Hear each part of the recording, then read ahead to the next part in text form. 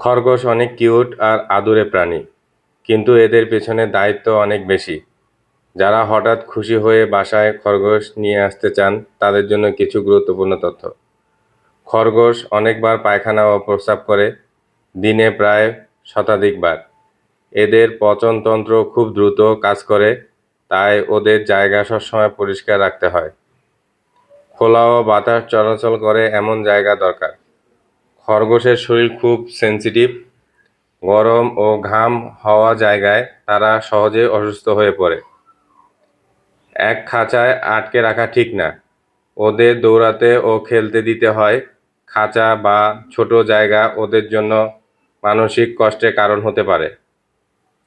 সঠিক খাবার ও যত্ন দরকার, শুধু চাল বা সবজি দিয়ে হবে না। খরগোশের জন্য বিশেষ খাবার, পরিষ্কার পানি, সময় মতো চিকিৎসা দিতে হবে। যত্ন না নিলে দুর্গন্ধ আর অসুস্থতা ছড়াবে।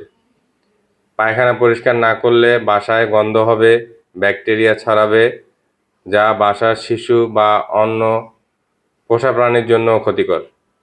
তাই যারা খরগোশ নিতে চান, তারা যেন দায়িত্ব বুঝে, ভালোভাবে জেনে, প্রয়োজনীয় জায়গা ও প্রস্তুতি নিয়ে খরগোশ আনেন।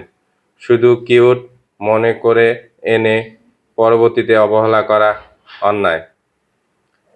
প্রাণীর প্রতি দয়া মানেই সঠিক যত্ন, ভালোবাসা মানেই দায়িত্ব। আমাদের মতো আপনারাও কেউ এমন ভুল করবেন না, দয়া করে। যদি কারো আমাদের দেখে খরগোশ নেওয়ার ইচ্ছা থাকে, তাহলে অবশ্যই উপরোক্ত বিষয়গুলো